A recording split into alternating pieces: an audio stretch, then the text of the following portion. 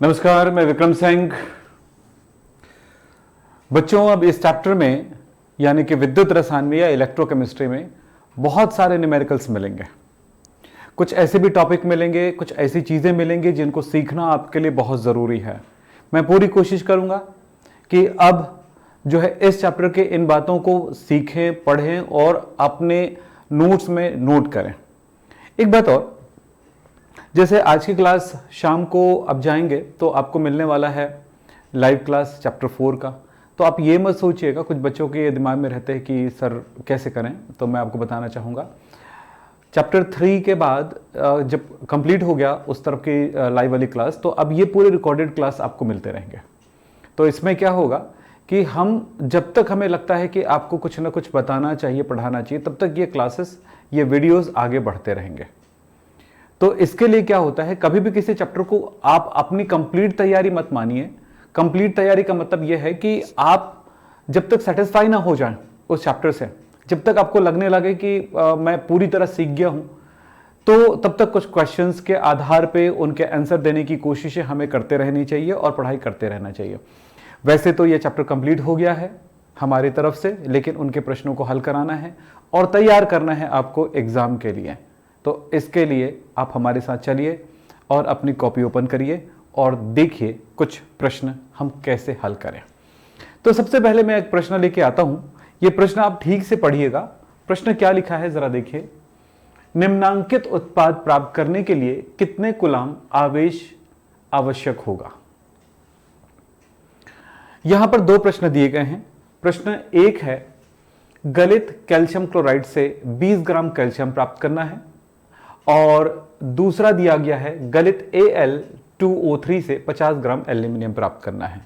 तो उन्होंने बोला है कि कितना कूलाम आवेश लगेगा, आवेश की मात्रा कितनी लगेगी। अब इसके लिए हमें क्या करना होगा, इस पे ध्यान देने, ये हमें कैलकुलेट करना है कितना आवेश लगेगा, वो भी कूलाम में बताना है। अब कुछ बातों को समझना जरूरी होता है आपके लिए। सबसे पहली बात है कि अगर मैं प्रश्न पहले को हल करूं तो मुझे क्या मिलेगा।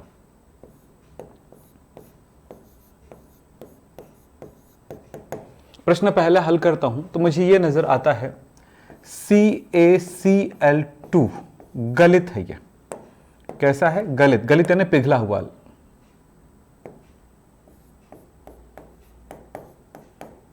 गलित से 20 ग्राम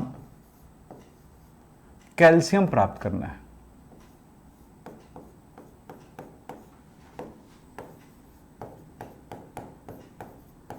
यह हमारा पहला उद्देश्य है, कैल्शियम प्राप्त करना है। तो हमें कितना आवेश लगेगा, Q की वैल्यू कितनी होगी। पहले तो यह समझो कि Ca यहां पर Ca+2 के रूप में है,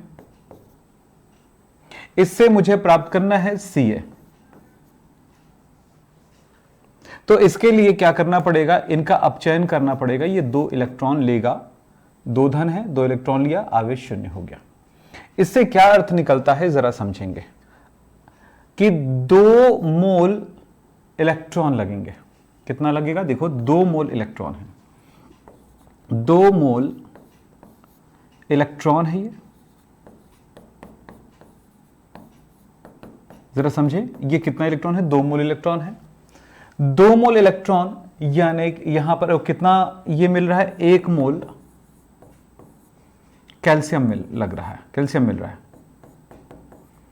इससे एक बात सिद्ध होता है कि 2 फैराडे, 2 मोल इलेक्ट्रॉन यानी 2 फैराडे आवेश लग रहा है। मैंने फैराडे में लिखा है आवेश को अभी, और इसका 1 मोल।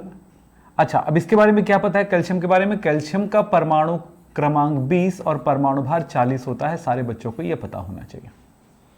इसका मतलब है कि 1 मोल में कितना, 1 मोल में कितना कैल्शियम होगा, 40 ग्राम कैल्शियम होगा। क्यों, क्योंकि ये वाला फॉर्मूला जानते हो ना, N = W/m। ये जानते हो ना, ये कुछ बेसिक चीजें मैं बता रहा हूं आपको जो आपकी जानकारी में होना चाहिए। तो यहां पर 1 मोल है, N की वैल्यू 1, मोल 1, द्रव्यमान, और इसका परमाणु भार कितना, 40, तो द्रव्यमान इज इक्वल टू कितना हुआ 1 × 40 यानी कि 40 हुआ ना ये चीज़ है। अगर भूल गया हो तो इस फॉर्मूले की तरफ जाइए, मोल को समझिए। तो यहां पर 40 ग्राम, हमें एक बात तो समझ में आया कि 2 फैराडे आवेश से 40 ग्राम मुक्त होते हैं।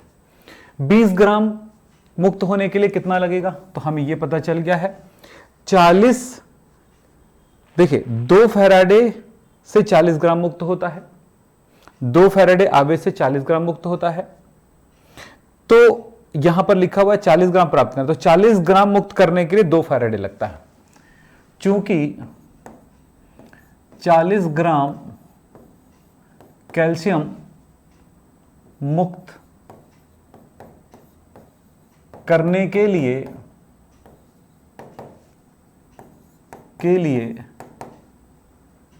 आवेश कितना होता है, 2 फैराडे में बोल सकता हूं, फैराडे में लिख रहा हूं मैं, कूलम में कर दूंगा बाद में लास्ट में। फिर तो कितने ग्राम हमें करना है, 1 ग्राम। तो 1 ग्राम कैल्शियम मुक्त करने के लिए कितना आवेश लगेगा, तो सवाल यह है कि कितना आवेश लगेगा, तो 40 ग्राम के लिए इतना, तो 2 फैराडे बटा 40, इतना फैराडे लगेगा, इतना फैराडे वैल्यू प्राप्त होगा।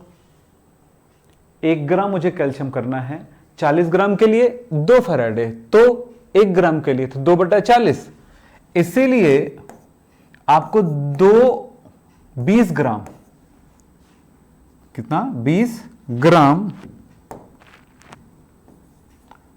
कैल्शियम मुक्त करने के लिए कितना लगेगा, तो 2 बटा 40 गुणा 20। अब यहां पे कितना हो गया बेटा, देखो तो यहां होगा 20 एकम 20, 20 दूनी 40, 2 एकम 2, 2 एकम 2, यानी कि 1 फैराडे। सीधा सा जवाब 1 फैराडे। बहुत आसान था, मैं डायरेक्ट भी बता सकता था आंसर, मैं यहां पर डायरेक्ट ना बताते, उसके पूरे सिस्टम को समझाते हुए ले जा रहा हूं। हो सकता है वो 40 ग्राम 20 ग्राम ना दे करके 10 ग्राम दे सकता है, 5 ग्राम दे सकता है, 11 ग्राम दे सकता है, कुछ भी दे सकता है, इसीलिए 1 फैराडे।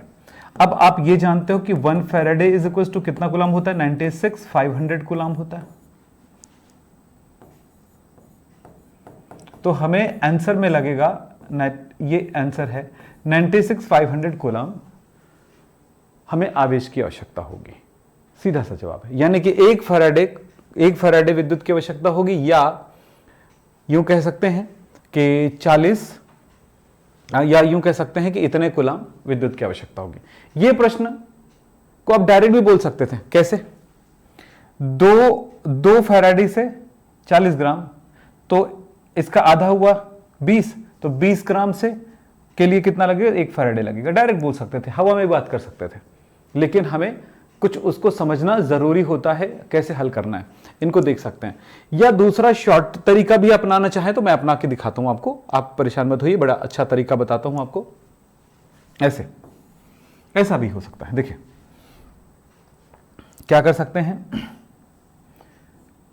फैराडे बाय वेट, तो F1 by W1 is equal to F2 by W2। इस फॉर्मूले में देखते हैं इसको, चलो मैं F1 मान लेता हूं, तो 2F है, F1 is equal to 2F है, 2 है, और W1 इज इक्वल टू 40 है। तो W2 20 में F2 कितना होगा, ये लीजिए, क्योंकि यहां पर बोला है, यहां से पता चलता है 40 ग्राम W1, जो ये इस तरह का अपन कर सकते हैं, क्योंकि समानुपातिक, जितना फैराडे लगेगा इतना ये लगेगा, तो समानुपातिक चिन्ह में आया। तो F1 2 है, ये कितना है 40 is equal to W1 F2 कितना है हमको कैलकुलेट करना है, और ये 20। तो सीधा सा जवाब मिल गया, देखो कितना आया, 20 से कम 20, 20 दूनी, यानी कि F2 का मान हमारे पास आ गया 1, यानी 1 फैराडे यानी कि 96,500 कूलम आंसर हो गया। तो बेटा ये कुछ तरीके हैं, शॉर्टकट ट्रिक भी अपनाया जा सकता है, इसीलिए क्लासेस को आपको रिकॉर्ड फॉर्म में दिया जा रहा है ताकि आप उसे बड़े ध्यान से बार बार कर सकें, पॉज प्ले कर करके देख सकें। दोनों तरीकों से आप कर सकते हैं। मैं दूसरे प्रश्न की तरफ चलता हूं। गलित Al2O3 से 50 ग्राम एल्यूमिनियम प्राप्त करने के लिए कितना लगेगा? चलिए ठीक है। दूसरा है गलित Al2O3 से 50 ग्राम एल्यूमिनियम प्राप्त करने के लिए आवेश, ये हमें ज्ञात करना है। तो सबसे पहले देखो एल्यूमिनियम इसमें किस रूप में है। Al है, ऑक्सीडेशन नंबर निकालेंगे तो +3, 3 इलेक्ट्रॉन ग्रहण करेगा और इस तरह से एल्यूमिनियम प्राप्त होगा। इसे साफ नजर आ रहा है कि 3 फैराडे लगे रहा है। इसका आपको पता होना चाहिए कि एल्यूमिनियम के बारे में, एल्यूमिनियम का परमाणु क्रमांक 13, परमाणु भार 27, तो यहां पर आपको मिल रहा है 27 ग्राम। बस इसी बात को मैंने यहां पर समझाया। 2 फैराडे, या मोल के साथ करना चाहे तो मोल से बात करते हैं भाई, 3 मोल इलेक्ट्रॉन का है ये, तो मोल से भी बात कर सकते हैं। फैराडे में डायरेक्ट फैराडे लिख दिया, फिर डायरेक्ट ग्राम वैल्यू दे दिया मैंने आपको, तो ये इतना हुआ। यहां पर भी ऐसा ही कर सकते थे। तो दोनों प्रश्नों को जब करेंगे ना एक के बाद एक, तो दो मेथड आपको क्लियर समझ में आएगा। ठीक है, दोनों प्रश्नों को हल करने का तरीका भी आपको समझ में आएगा। लेकिन आप इन दोनों प्रश्नों पे अच्छे से मेहनत करिए, क्योंकि बहुत कुछ सीखने का मौका मिलता है इससे। चलिए साहब, आगे बात करता हूं मैं। यहां पे ये हो गया। अब इतना तो पता चल गया, फिर क्या पता चला? हम वही W वाला तरीका अपना के चलो देखते हैं, शॉर्ट वाला तरीका अपनाते हैं। चलिए सबसे पहले इनको सॉल्व कर रहे हैं, पहले वो लॉन्ग वाला ही बताता हूं ना, फिर शॉर्ट वाला बताता हूं। यहां पे पता चल रहा है 27 ग्राम एल्यूमिनियम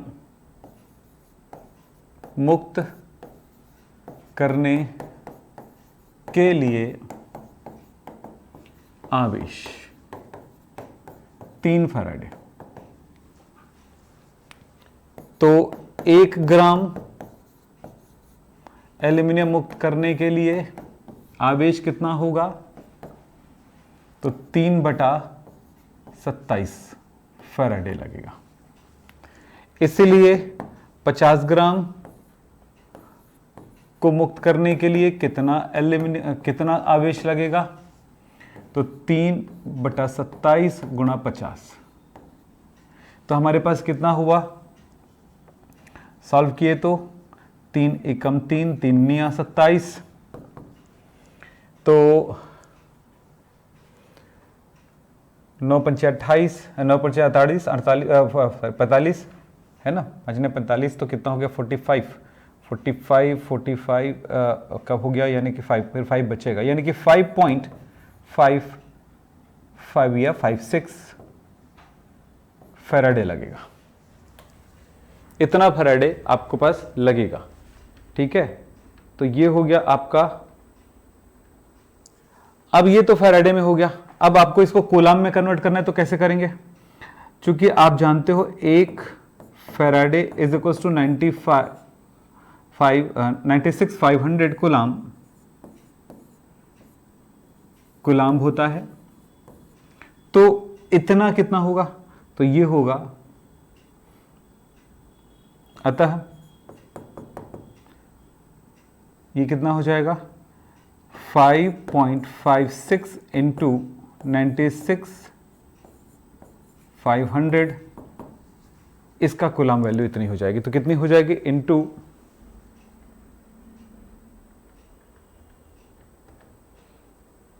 53,600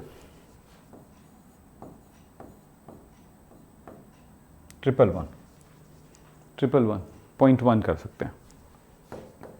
इतना कूलाम होगा। तो इतने हमारे पास क्या होगा? इतनी कूलाम हमको विद्युत की आवश्यकता होगी। अब इसको दूसरे तरह से भी कर सकते हैं। यहां से भी आप इस बात को ले सकते हैं, डायरेक्ट आप करना चाहें तो फैराडे वाला ये वाला फॉर्मूला लगा करके भी काम कर सकते हैं। इसको F1 बाई F2 बाई तो F1 बाई F2 और W1 बाई W2 भी लिख सकते हो, तो वैसे भी कर सकते हो। मैंने इसका सॉल्यूशन आपके सामने दे दिया है। तो ये हुआ आंसर इस प्रश्न का। अगला कुछ प्रश्न और देखेंगे और ऐसे ही प्रश्नों को हल करेंगे। इसी तरह के प्रश्नों पे आप थोड़ा कोशिश करिएगा, ज्यादा मजेदार रहेगा आपके लिए। एक प्रश्न और देखें, ये लिखा हुआ है CuSO4 के विलयन को 1.5 एम्पियर की धारा से 10 मिनट तक विद्युत अपघटित किया गया, कैथोड पर निक्षेपित कॉपर का द्रव्यमान क्या होगा। यहां पर पूछा जा रहा है कि कॉपर सल्फेट के विलयन में हमने 1.5 एम्पियर की विद्युत धारा प्रवाहित किया है और वो भी 10 मिनट तक प्रवाहित किया है। यानी अगर हम प्रयोगों में देखें तो कुछ ऐसा कहेंगे,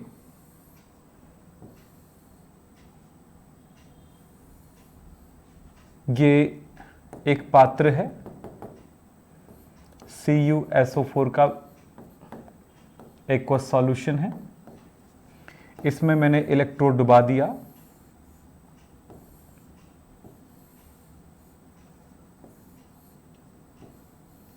मैंने एक एम्पियर मापी लगाया जो कि बताता है, एम्पियर मीटर है जो कि बताता है I की वैल्यू, विद्युत धारा की वैल्यू,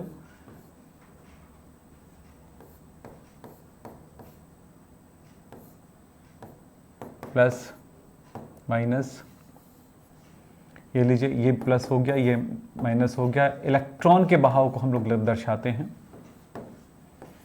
इस तरह से। इसके विलयन में Cu2 प्लस है और SO4 माइनस 2 है, तो ये कहता है कि ये नेगेटिव इलेक्ट्रोड की तरफ जाएगा और यहां पर ये मुक्त होने लगेगा। इनका कहना यह है कि कॉपर का इस जगह पे मुक्त हुए कॉपर का द्रव्यमान Cu का द्रव्यमान कितना प्राप्त होगा, यह हमें पूछा जा रहा है। टाइम उन्होंने दिया है 10 मिनट तक हमने प्रवाहित किया है। यह है प्रयोग छोटा सा। उसके ऊपर कितना कॉपर चढ़ेगा, कितनी मोटी परत चढ़ेगी, इसके बारे में हमें जवाब देना है। तो इसके लिए हम क्या करें जरा देखें।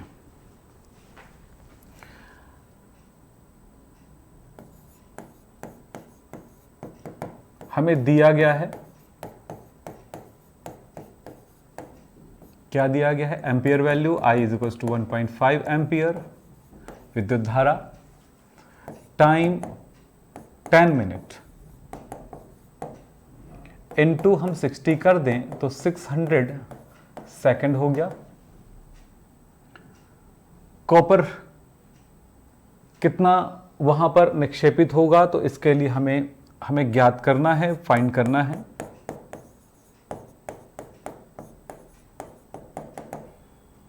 Cu का मुक्त द्रव्यमान,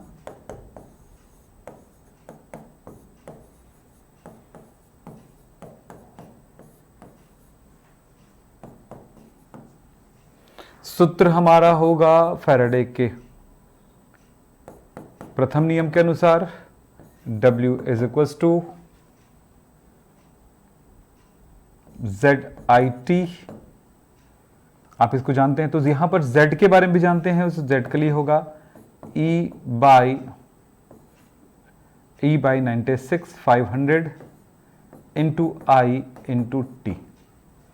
चलिए इन मानों के साथ हम चलते हैं आगे।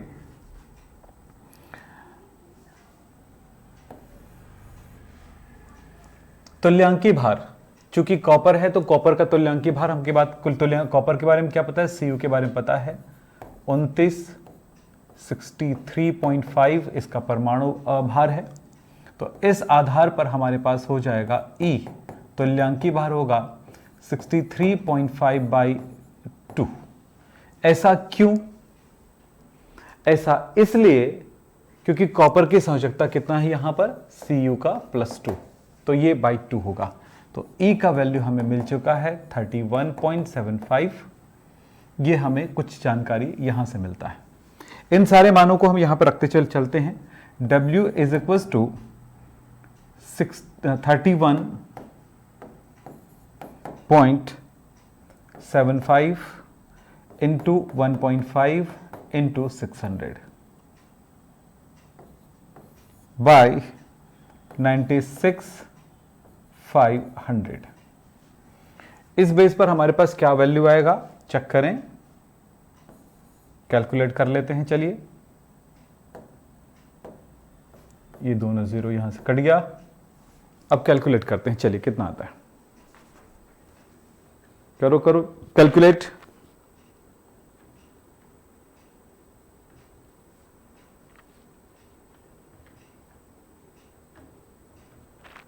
जल्दी करिए।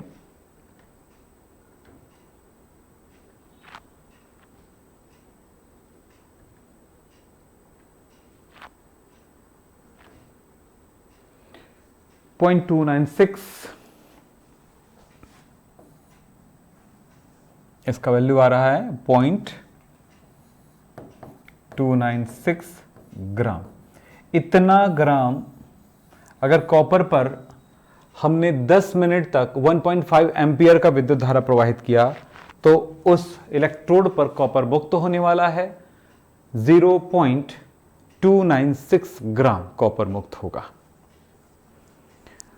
20 मिनट तक करेंगे तो डबल हो जाएगा, या यूं कह सकते हैं 10 मिनट ही गर्म करेंगे लेकिन विद्युत धारा कितना 1.5 एम्पियर से ज़्यादा रहे तो और ज़्यादा मुक्त होगा। तो ये दो बातें निर्भर करता है, कितने टाइम तक प्रवाहित किया गया और कितनी विद्युत धारा प्रवाहित की गई। ये दोनों बातों को हमें ध्यान में रखना है। इस तरह के प्रश्न आपको मिल सकते हैं एग्जाम में, ठीक है। चलिए साहब, अगले प्रश्न की तरफ और चलते हैं हम आगे।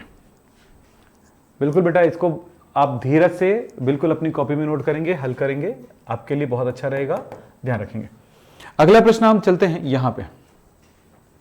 इस प्रश्न को देखते हैं, यह मेरे किसी बुक में ये इस नंबर पे था तो इसका कोई मतलब नहीं है, ये क्वेश्चन है आपके लिए। तो एक क्वेश्चन यहां से शुरू हो रही ना, क्योंकि डिस्टर्ब हो जाएंगे इसलिए मैं इसको मिटा रहा हूं। क्वेश्चन क्या है, 1.5 एम्पियर की धारा AgNO3 के रखने वाले एक विद्युत अपघट्टे में अक्रिय इलेक्ट्रोड के साथ गुजरती है। जमा हुई सिल्वर का भार 1.5 ग्राम है तो कितना समय विद्युत धारा बहती है। सेम क्वेश्चन, बस अलग है कुछ और, यहां पर कि टाइम बताना है। तो क्या क्या हमें मिला है यहां पे देखिए, तो सॉल्व करते हैं। यहां पे AgNO3 है, यानी कि यहां पर है Ag सिल्वर। सिल्वर किस रूप में है, सिल्वर की संयोजकता क्या होती है, ऑक्सीडेशन नंबर 1। ये तो एक इलेक्ट्रॉन ग्रहण करेगा ये, और ये Ag बनाएगा। Ag के बारे में हमें पता है कि इसका परमाणु क्रमांक 47 और 108 इसका परमाणु भार है। इस तरह से इसका तुल्यांकी भार की जरूरत पड़ती है, तो तुल्यांकी भार होगा 108/1। क्यों, क्योंकि इसकी संयोजकता कितनी है, इसकी संयोजकता 1 है, ऑक्सीडेशन नंबर 1 है, तो 108 होगा। भार W इन्होंने कैलकुलेट कितना दिया है, 1.5 ग्राम मुक्त हुआ है ये, और विद्युत धारा प्रवाहित किया जा रहा है I = 1.5 ग्राम। ये दोनों चीजें। अब यहां पर पूछा क्या जा रहा है, कितना समय लगेगा, टाइम आपसे पूछा जा रहा है। सूत्र आपके पास है, सूत्र है W = E/96,500 × I × T। आपने फॉर्मूला यहां से निकाले हैं, आपको याद होगा ZIT से, तो Z का मतलब होता है E/F। अगर हम शॉर्ट में और कहें इसको Z के लिए तो हम कह सकते हैं E/F, और F का मान मैंने यहां पर रख दिया है 96,500। चलिए, तो ये हमारा फॉर्मूला है। हमें T कैलकुलेट करना है, तो T = क्या हो जाएगा, W × 96,500 बाय ये दोनों नीचे E × I। तब जो जो मान हमें पता है उसे रख दें। W 1.5 × 96,500, E की वैल्यू 108, E की वैल्यू 108 और I की वैल्यू है 1.5। ये I की वैल्यू भी 1.5 है। तो ये दोनों कट गया, तो T is equal to 96,500 by 108 कितना आएगा बताइए। चलो 96,500 बाई 108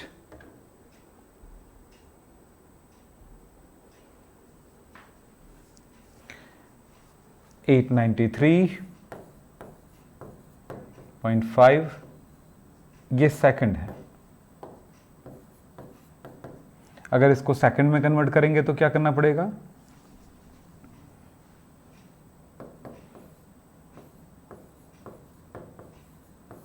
बाई 60, अब ये मिनट में कन्वर्ट हो जाएगा बाई 60, अगर करना चाहे तो, नहीं करना चाहे तो नहीं, 14.9, वैसे 89 होता है तो आप इतना सेकंड भी लिख सकते हो, मिनट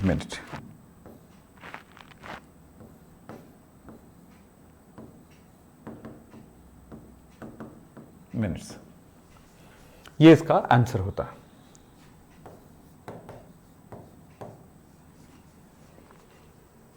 अब अगले प्रश्न की तरफ चलते हैं। एक प्रश्न ये देख लेते हैं।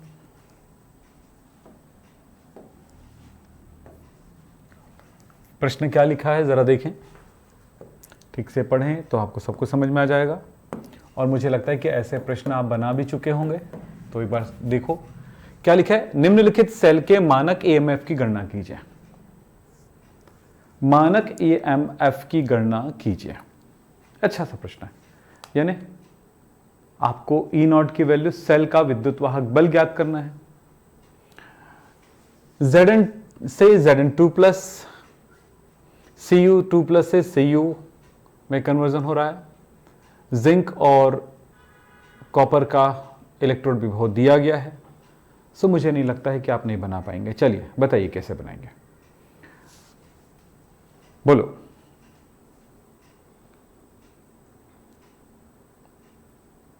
जो बन जाएगा तो कैसे करेंगे, यहां पर यह पहचानना है कि कौन सा एनोड का काम करता है, कौन सा कैथोड का काम कर रहा है। जिसकी वैल्यू नेगेटिव में है या ज्यादा कम है वो एनोड का काम करता है, तो ये वाला वैल्यू जो है ई नॉट का काम करेगा। और ये मतलब ये क्या है, ई नॉट ए है, एनोड है। इसका जो ज्यादा होगा वो कैसा होगा, कैथोड होता है। ई नॉट ये ई नॉट सी होगा। तो हमारे पास इसका जवाब है E not cell is equal to E not anode minus E cathode minus E anode होता है। E cathode minus E not anode होता है। इस आधार पर सेल विभव प्राप्त हो गया। तो सेल विभव यह है विद्युत वाहक बल, और कैथोड का मान कितना दिया है 0.34 वोल्ट, माइनस इसका क्या दिया है माइनस 0.76। इस तरह से 0.34 प्लस 0.76 यानी कि 6 और 4 10 का 0 7 11 ये वोल्ट। ये आंसर है। सारे बच्चों को ये पता होगा और बनाए भी हुए है ना। बोलो, ऐसे प्रश्नों को आपने बनाया है। इसी की तरह और भी प्रश्न आपके पास बहुत सारे प्रश्न आएंगे एग्जाम में, तो उनको हल करते हुए चलते हैं आगे। चलिए, अभी बहुत सारे काम ऐसे ही करना है बेटा। बहुत सिंपल न्यूमेरिकल है इस चैप्टर में, याद रखिएगा। बस प्रैक्टिस पर डिपेंड करता है कितनी प्रैक्टिस करते हैं, किस रेंज तक करना चाहते हैं, क्या क्या करना चाहते हैं। आप मुझे कमेंट बॉक्स में जरूर बताना कि और क्या करना चाहते हैं। यानी आप क्या इस चैप्टर के सबसे कठिन प्रश्नों को भी हल करना चाहेंगे, जो आपके नीट के एग्जाम में या जेई के एग्जाम में काम आएंगे। आपके डिपेंड करता है कि आप उस लेवल के क्वेश्चन को हल करना चाहते हैं कि नहीं। अगर उस लेवल को क्वेश्चन को हल करना चाहते हैं तो आज के जो चीजें पढ़ाया गया है उनको अच्छे से करिए। और एक बात और, इससे पहले जो कॉन्सेप्ट पढ़ाया गया उनको अच्छे से पढ़िए, तब जाकर के उस लेवल के क्वेश्चन समझ में आएंगे। ये बहुत जरूरी है। चलिए साहब आगे बढ़ते हैं। एक प्रश्न ये देख लेते हैं। चलिए,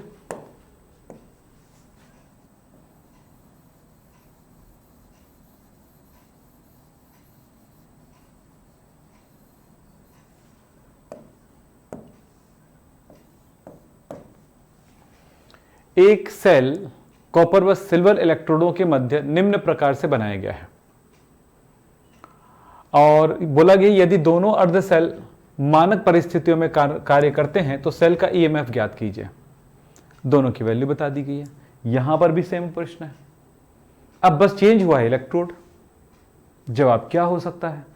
तो इसके लिए क्या बोला था मैंने, आपको याद होगा, जिसका मानक अपचयन विभव का मान कम है वही एनोड होगा। तो क्या बोला, मैं पीछे लिख देता हूं आपके लिए कुछ नोट लिख दे रहा हूं।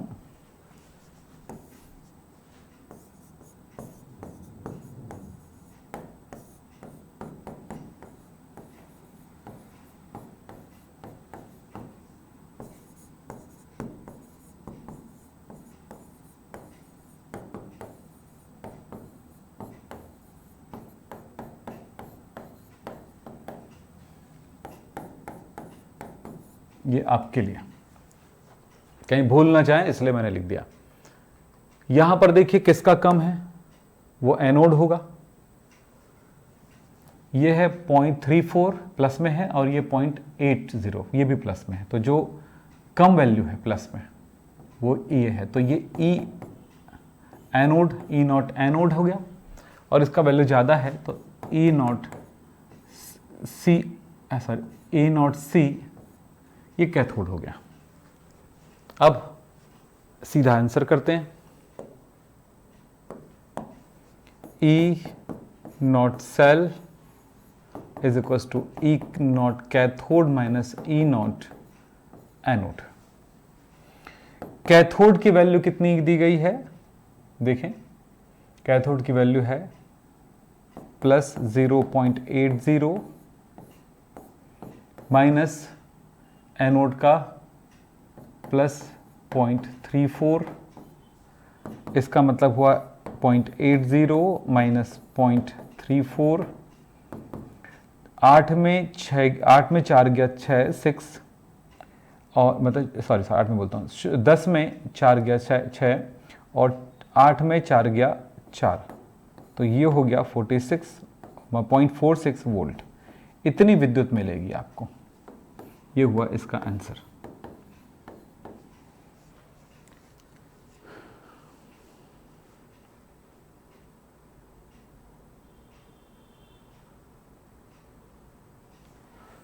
चलिए, तो ये है इसका आंसर।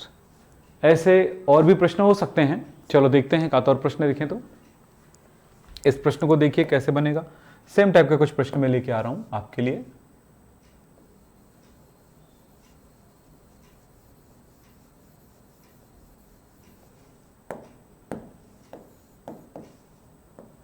यहां पर आप बताइए क्या प्रश्न है। कैडमियम के अपचयन इलेक्ट्रोड मानक अपचयन, क्या लिखा है, निम्न सेल के कैडमियम अपचयन इलेक्ट्रोड के लिए मानक अपचयन विभव की गणना करो। यहां पे कैडमियम के लिए ज्ञात करना है। फिर लिखा हुआ यहां पर देखिए जिंक का वैल्यू, जिंक का अपचयन और कैडमियम का अपचयन। फिर लिखा हुआ यहां पे कि ई नॉट सेल की वैल्यू दी गई है इतना और जिंक का दिया गया है इतना। तो बताना है आपका आंसर।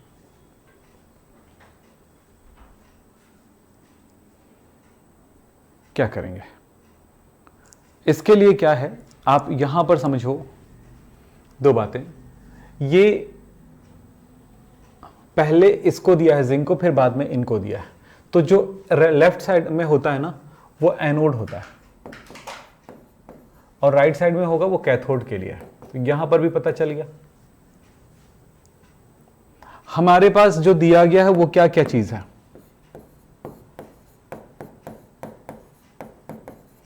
हमें ई नॉट सेल दिया है 0.36 वोल्ट।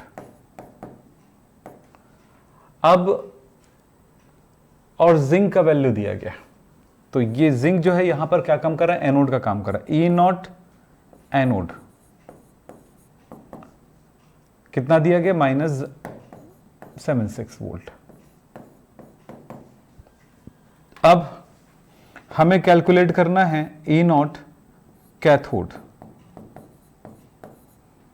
ये लीजिए, ये हमें कैलकुलेट करना है।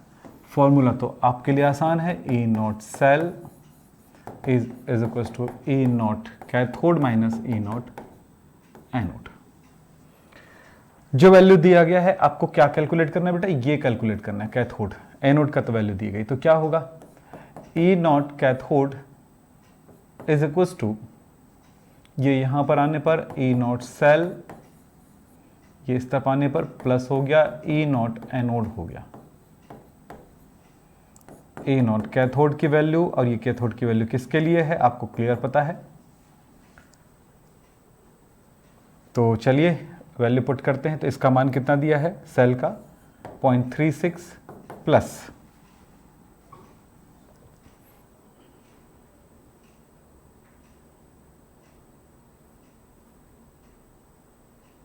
कैडमियम के लिए कितना, यहां पर लिया है -0.76। नहीं किसका दिया है इसमें, कैथोड एनोड का दिया है ये। चलिए अब आप इसको करेंगे तो वैल्यू कितना है 0.36 और यहाँ पर है पॉइंट, ये माइनस है ये प्लस है 76। अब यहाँ पे 6 में 6 क्या 0 और 7 में 3 गया 4, ये वैल्यू आया निगेटिव में। तो E not cell is equals to कितना मिला,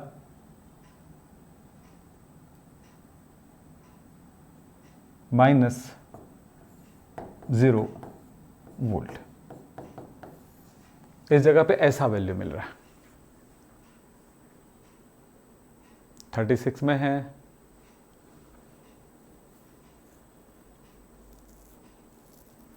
चलिए क्योंकि अगर हम उल्टा करें तो क्या ये वैल्यू मिल रहा है कि नहीं चेक करते हैं। ई कैथोड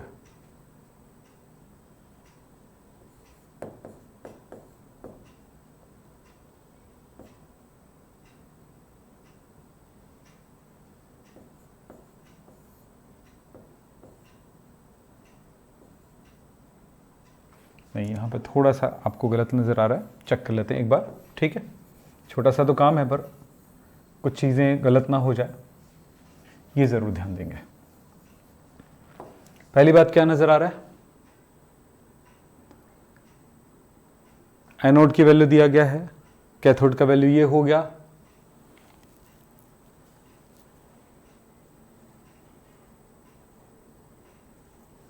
तो सेल की वैल्यू, सेल का कितना है 0.36 और ये माइनस, ठीक है उतना ही आ रहा है, ठीक है।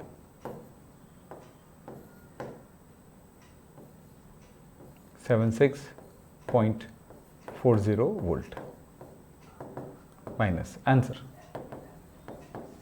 अगले प्रश्न की तरफ चलते हैं। तो इसी तरह के प्रश्न और मैं एक होमवर्क में आपको देता हूं, उसको बना के रखिएगा, ये वाला, ये कुछ ज़्यादा ही आसान है। निकल तथा कॉपर इलेक्ट्रोड वाले सेल का ईएमएफ ज्ञात करिए, और ये निकल का दे दिया गया है और कॉपर का दे दिया गया है। तो देखो कौन एनोड का काम करेगा, कौन कैथोड का काम करेगा। निकल का निगेटिव है, तो निगेटिव है तो ये एनोड का काम करेगा, माइनस ये किसका काम करेगा बोलो, इसका एनोड का, ई नॉट, तो ई नॉट एनोड माइनस 0.25 और इसका कितना हो गया ई कैथोड पॉइंट, ये प्लस में दिया है 34, बस जोड़ना बस है, कुछ नहीं करना है। आपको जवाब मिल गया है E not cell is equal to E cathode minus E anode, naught लगा देते हैं। ई नॉट सेल, इसका वैल्यू कैथोड का 0.34 और उसकी वैल्यू माइनस है तो कितना हो जाएगा, माइनस माइनस प्लस हो जाएगा 0.25, अब कितना हो गया 5 4 5 9 और ये हो गया 2 ये 5 3 2 5, इतना वोल्ट हो जाएगा। ये है इसका आंसर, इस तरह से आप कर सकते हैं। तो बच्चों याद रखो, कुछ क्वेश्चन मैंने आपको दिए हैं और ऐसे और भी प्रश्न हैं आपके पास, एक होमवर्क मैं आपको दे रहा हूं, ये ध्यान से देखिए आप।